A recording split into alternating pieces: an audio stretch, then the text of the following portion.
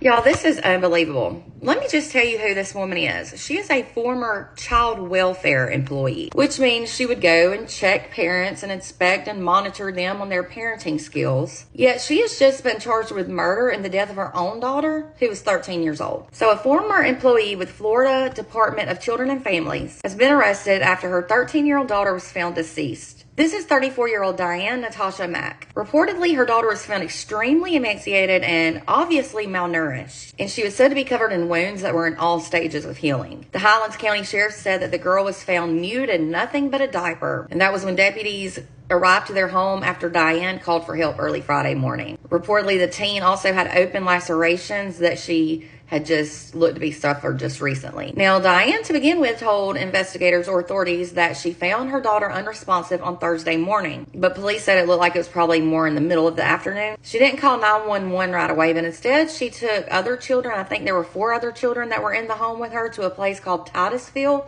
which was about 2.5 hours away, and then she came back home before she ever made the call. After more investigating, detectives determined that the teen girl had been restrained in the garage of the home. The garage door was secured and it was monitored by a security camera. It was said that while her child lay dead on the floor, Diane clearly used pool chlorine, and that was in an effort to destroy any evidence of, I guess, ABUSC in the garage before she called 911. As if they wouldn't find that out. I mean, she should know these things. And get this, not only did Diane work for DCF, but she was also a guardian ad litem. And that's like a person who interviews kids and then gives advice to judges, maybe with child custody situations and whatnot. It is absolutely unbelievable that someone whose job it was is to look after the welfare of children could treat their own child this way. It's just hard to even process. She's reportedly been charged with first-degree murder while engaged in aggravated child ABUSC,